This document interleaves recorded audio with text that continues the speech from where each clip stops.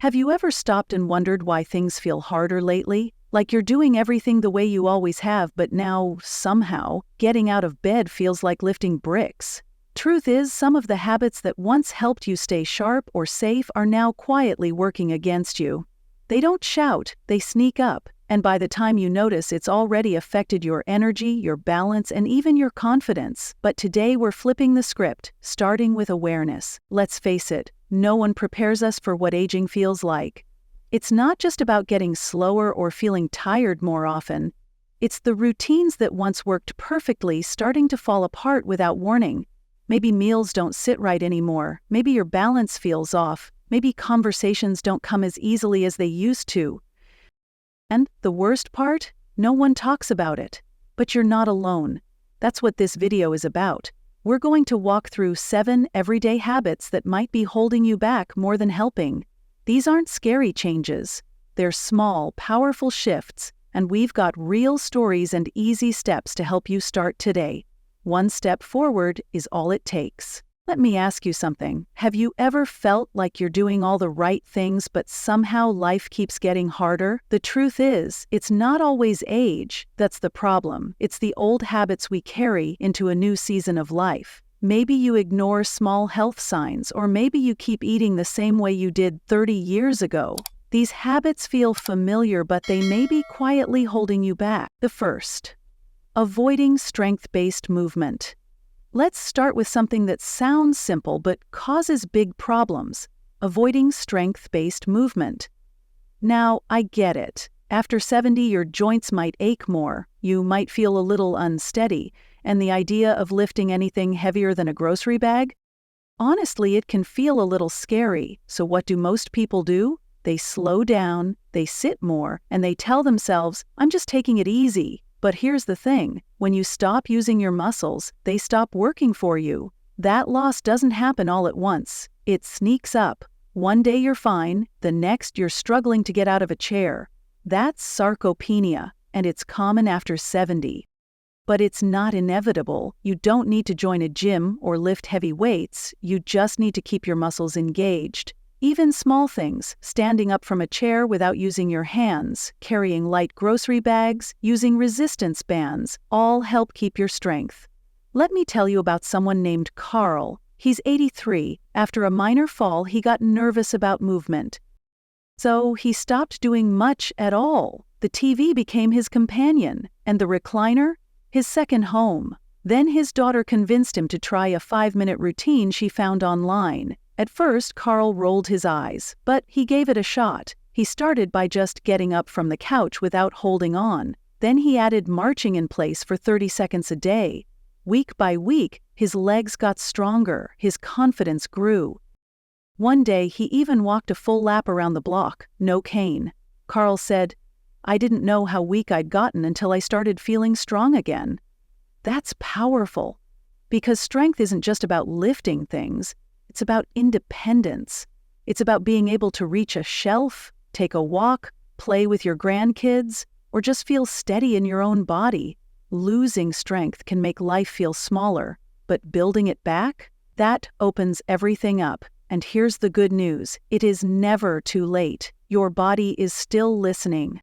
Every little effort matters. So today, pick one thing. Stand up from your chair 3 times in a row. Take a few steps farther than yesterday. Your muscles are waiting to wake up. Give them the invitation.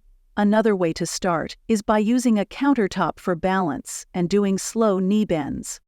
That one move alone helps you build the strength you need to climb stairs or get up from bed.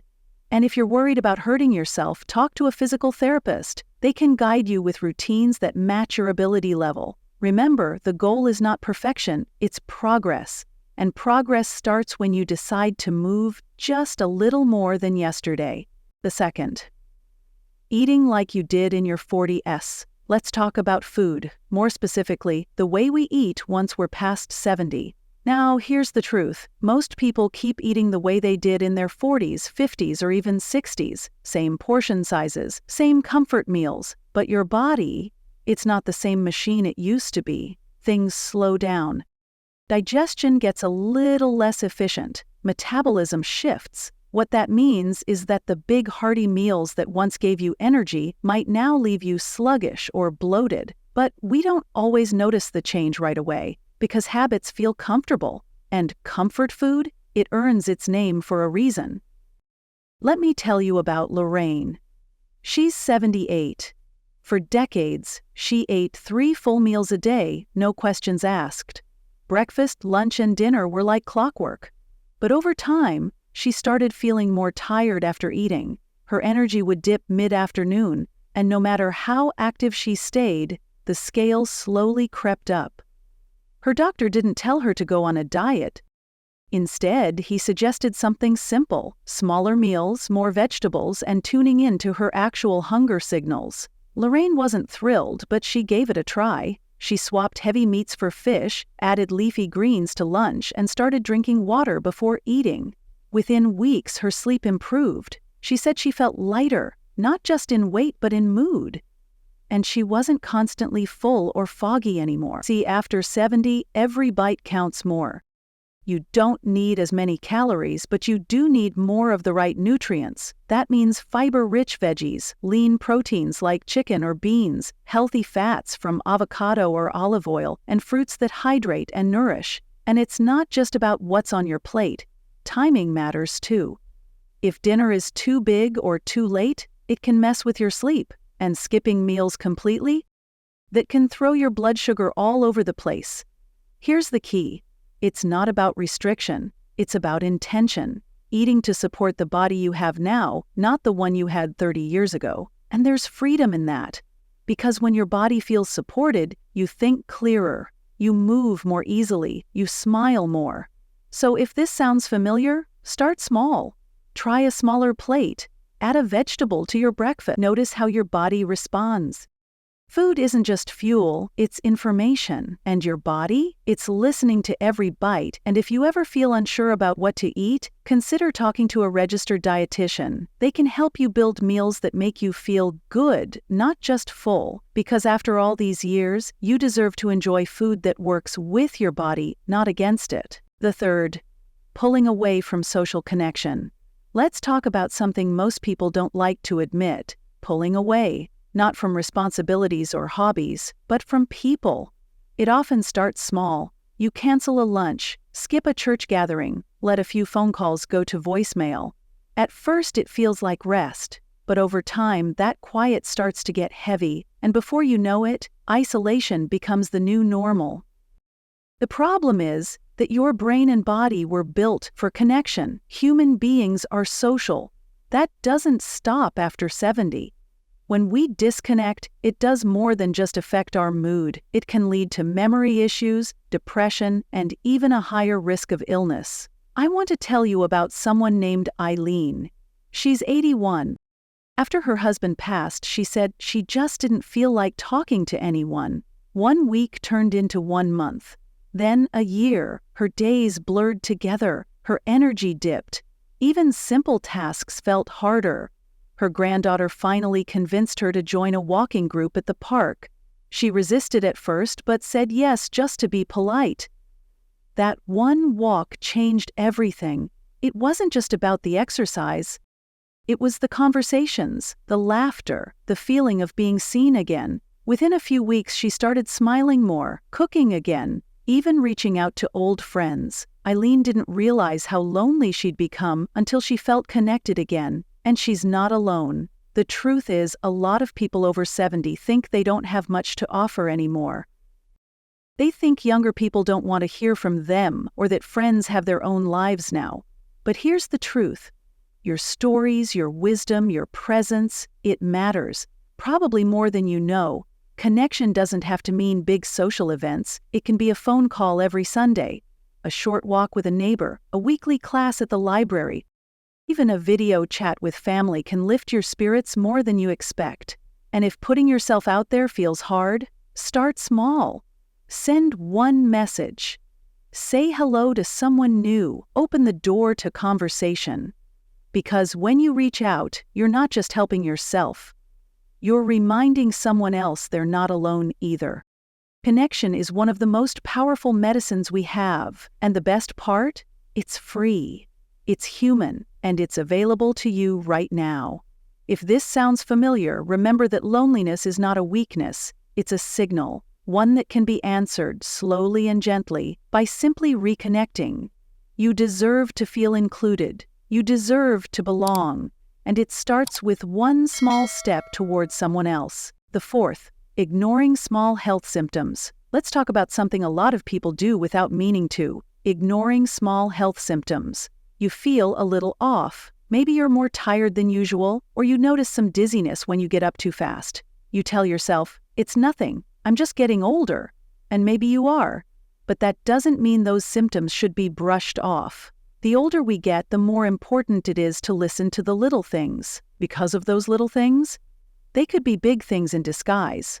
Let me tell you about Robert. He's 79. For months, he felt tingling in his feet, thought it was just from walking too much.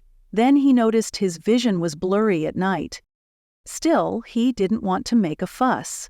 His daughter finally convinced him to go to the doctor. Turns out he had early-stage diabetes. The good news? They caught it early. With some changes to his diet and daily walks, he's now managing it well. But if he had waited any longer, things could have gotten much worse. That's the thing. Small symptoms are like your body whispering. If you ignore the whispers, they eventually start shouting. Swelling, fatigue, confusion, unusual pain, these can all be early warning signs. And I get it. No one wants to be in and out of doctors' offices. You don't want to be seen as a complainer, you're tired of waiting rooms. But here's the truth. Speaking up is not a weakness, it's wisdom, and it's how you protect the years ahead of you. Health issues don't always come with flashing lights. They often arrive quietly, and the longer you wait, the fewer options you might have. You are the expert on your body. If something doesn't feel right, trust that. Follow up. Ask questions. Don't settle for vague answers. And if your provider doesn't take you seriously, you have every right to get a second opinion. You've spent a lifetime looking out for others. Now it's time to look after yourself. Early care can mean fewer medications, shorter recovery times, and a better quality of life. So today, take a moment. Think about what you've been brushing off. Is it your sleep, your balance, your appetite? Whatever it is, you don't have to wait for it to get worse. You can take action now, because when you care enough to listen to your body, you give yourself the chance to live well and live long. Remember, small signs are not inconveniences. They are your body's way of protecting you. Listening to them is one of the smartest things you can do for your health and your future. The fifth, relying on memory instead of writing things down. Let's talk about memory, more specifically, relying too much on it. Because here's what happens. You've always been sharp. You remembered birthdays, appointments, when to take your pills, and even what day to pay the bills. But now, things get fuzzy. You walk into a room and forget why. You missed a phone call because you thought it was tomorrow. You wonder if you already took your medication or if you only thought about taking it.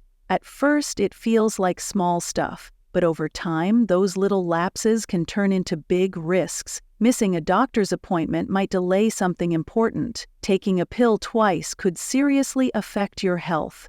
And let me say this clearly, writing things down is not a sign that you're slipping. It's a sign that you're smart. Think of it like this. Your brain has been working nonstop for over 70 years. It deserves a little backup. Let me tell you about Dennis. He's 74, always had a sharp mind. He handled the taxes, the schedules, everything. But last year he forgot 2 appointments and mixed up his medications twice in 1 week. He felt embarrassed, frustrated. He didn't want to admit that his memory wasn't what it used to be. Then his daughter gave him a notebook and helped him set alarms on his phone. It changed everything. Now, Dennis writes down what pills he's taken each day. He checks his calendar every morning. And the best part? He's less anxious. He doesn't spend energy trying to remember every little thing. That energy goes toward enjoying life, reading, walking, talking to friends. There's freedom in writing things down. It clears mental space. It reduces stress. It gives you control. And there are so many tools out there: pill organizers, sticky notes, calendar apps, even voice reminders. You don't have to use them all. Just find what works for you. Start with something simple. Write down your appointments on a piece of paper and tape it to the fridge. Set a reminder on your phone for your next dose. Keep a small notebook by your bed, because the truth is that memory changes with age. That's normal. But that doesn't mean you have to struggle through it. Support your brain the way you'd support a friend, with kindness, with tools, with patience, and most of all with the understanding that using support systems is not a failure, it's smart living. One missed pill or forgotten step can throw off your whole day, so why leave it to chance? Give your brain a helping hand, you've earned it. The sixth, resisting technology altogether. Let's talk about technology, and more specifically the habit of avoiding it completely. Look, I get it. For a lot of folks over 70, technology can feel overwhelming, confusing, even a little scary. You might say, I've done just fine without all that stuff, and maybe that's true. But here's the thing, technology is no longer just for the young or fun. It's a tool, a powerful one that can make life easier, safer, and more connected, if you let it. Take Barbara, for example. She's 77. For years, she relied on her son to check her appointments, refill prescriptions, and even call the doctor. She said phones and apps just weren't for her, but slowly she started feeling more and more dependent. One afternoon, her grandson sat down with her and showed her how to use her phone calendar and set up a reminder to take her pills. At first, there were mistakes. She pressed the wrong buttons, got frustrated, thought about giving up. But after a few days of practice, she realized she could manage things on her own. Now she checks her appointments, sets alarms, and even sends text messages to her friends. Barbara said it best, "I didn't think I could learn, but I just needed someone patient enough to show me how." And that's the truth for many of us. It's not that you can't learn, it's just that no one took the time to teach you in a way that made sense. Here's why this matters. When you shut out technology completely, you also shut out convenience, independence, and access to information. Need to know when your prescription is ready? There's an app for that. Want to see your test results without calling the office? That's online too. Want to connect with your grandkids who live across the country? A quick video call can change your whole day. Technology doesn't have to be complicated. You don't need the latest gadget or to be on every social media site. Just start with one thing, one app, one feature, one lesson, and build from there. It's not about mastering everything. It's about using the tools available to make life a little easier. So if you've been avoiding it out of fear or frustration, give yourself another chance. Ask a friend, ask a family member, or find a class for beginners. You're never too old to learn something new, and every step toward tech confidence is a step toward more independence. Remember, technology isn't replacing your way of life, it's enhancing it. It's giving you tools to do things you've always done, just a little easier. You've adapted to so much in life already. This is just one more thing you can handle. The seventh, believing you're too old to matter.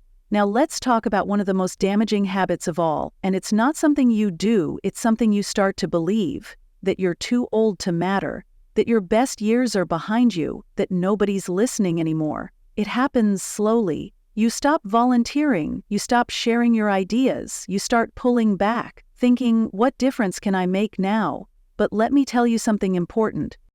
That belief is not the truth. It's a lie that sneaks in quietly, and if you're not careful, you start to live like it's real. I want to tell you about Henry. He's 86. After retiring, he spent a few years feeling like he had nothing left to give. He watched TV, read the newspaper, nodded politely at family dinners, but mostly kept to himself. Then one day his neighbor asked if he could help fix a broken chair. Henry used to be a carpenter. He hesitated but agreed. That one act reminded him of something powerful. He still had value, his hands still worked, his mind still remembered. Word spread, and soon he was fixing things for people all over the neighborhood, not for money, just for connection, for purpose. Henry told me, I didn't realize how much I missed feeling needed, and he's not the only one.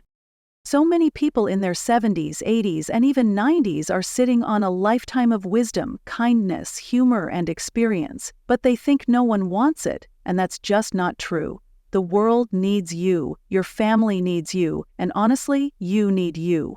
Purpose doesn't have to be big. It doesn't have to be loud. It can be baking bread and giving it to a neighbor. It can be calling someone once a week just to say hello. It can be showing someone how to fix something or teaching a skill you've known for decades. You are not too old to grow, to contribute, to shine. You are still becoming, still evolving, still learning. And every time you believe otherwise, you shrink a little. Not because you have to, but because you were told to. So today, I want you to say it out loud. I still matter. Say it like you mean it. Write it down if you have to. Then do one small thing this week to prove it. The world hasn't given up on you, so don't give up on yourself. You have earned your place, not just in the room, but in the conversation, in the community, and the future. So speak up, step forward. You're not invisible, you're invaluable. Let's stop here for a second and take a breath. You've just heard a lot. 7 habits, 7 patterns that may have crept into your life without much notice. And maybe some of them hit close to home. Maybe one of them made you pause and think, that's me. If that's the case, don't feel ashamed. Feel empowered, because recognizing the pattern is the first step to breaking it. Here's the truth. Getting older doesn't mean fading away.